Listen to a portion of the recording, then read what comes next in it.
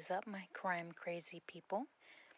We are back with episode 5 of Kajibana. This is your temp host, Courtney. Kajibanas, or red spider lilies, are associated with death and final goodbyes in Japanese culture. Kajibana focuses on the most heinous of crimes against children. Children are our most precious beings and something to be protected at all costs. They are our future, our hopes, and when one is murdered, it affects us all. Diving into the case, in 2010, the city of Mobile, Alabama, was shaken by a case so tragic that it still haunts those who remember it. 2 young siblings, 4-year-old Natalie Jade DeBlase and 3-year-old Chase Allen DeBlase, vanished silently from the community, unnoticed for months. When the truth emerged, it revealed a devastating story of prolonged abuse, deception, and missed opportunities to save 2 innocent lives. Today, we revisit that heartbreaking case of these children. John DeBlase was the biological father of Natalie and Chase. In 2010, he lived with his common-law wife, Heather Leavell Keaton, in Mobile County. The children were in their care, isolated, away from most family members, and hidden from public view. As friends, relatives, and neighbors would later recall, the children gradually seemed to disappear from their lives.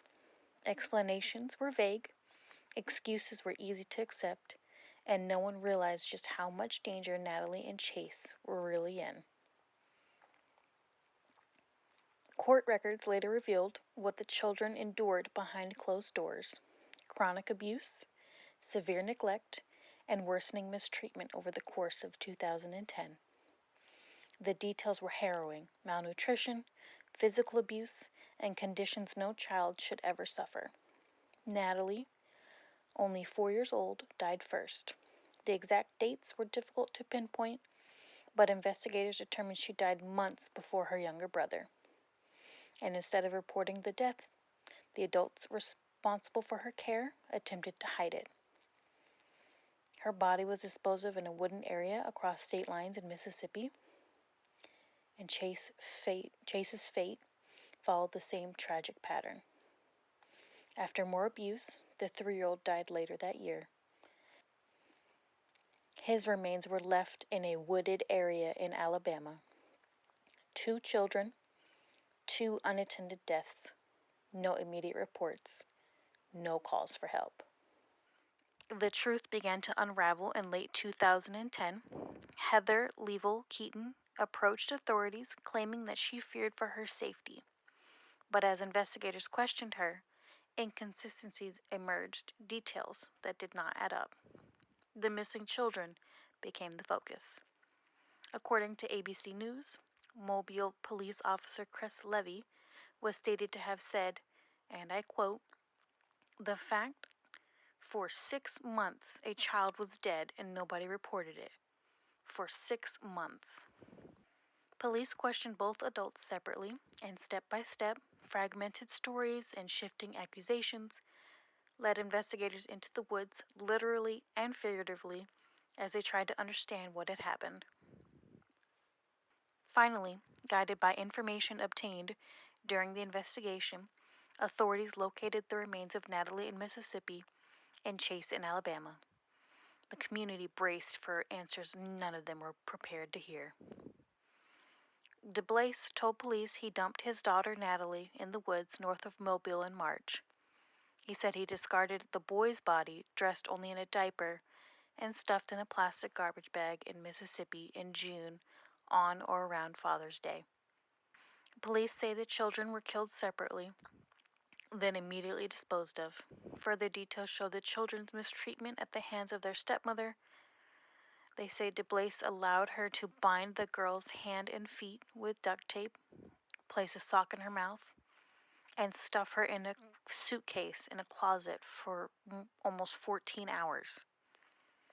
The warrant also details how Leavell Keaton duct taped the boy's hands to the side of his legs, strapped a broom handle to his back, and shoved a sock in his mouth. The boy was then forced to stand in a corner all night while the adults went to bed. John DeBlase and Heather Leavell-Keaton were arrested and charged with capital murder. During their separate trials, prosecutors presented evidence of a pattern of severe abuse and neglect that ultimately led to the children's deaths. Each defendant blamed the other, but juries found both responsible. In 2014, John was convicted of capital murder for both deaths and sentenced to death. Heather Leavell-Keaton was convicted under accomplice liability as well as aggravated child abuse. She received life imprisonment without parole. Appeals and post-trial motions continued over the years, but the core facts remained unchanged. 2 children died after months of mistreatment by the people entrusted with their care. This case left Alabama shaken. It raised difficult questions about the visibility of child abuse and the ways vulnerable children can slip through the cracks when isolation shields them from outsiders who might intervene. Natalie and Chase were remembered as bright, loving children whose lives were cut tragically short, and their story remains a stark reminder: child abuse thrives in silence, and sometimes that silence lasts too long. Thank you for joining us for this episode. If you suspect a child is being abused or neglected, please contact local authorities or your state's Child Protective Services hotline. A single phone call can save a child's life. As of this recording, John DeBlase has not been executed in Alabama. He was sentenced to death in 2015, but remains on death row as of this recording.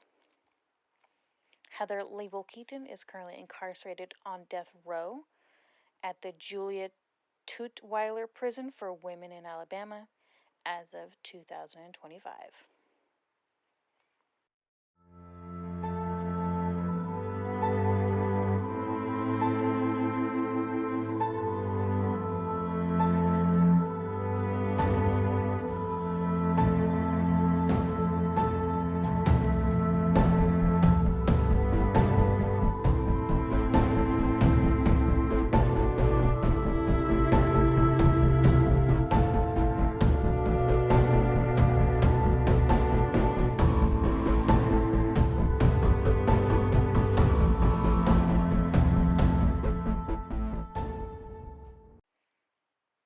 All right, my crime crazy people, we will be back next week with a brand new episode.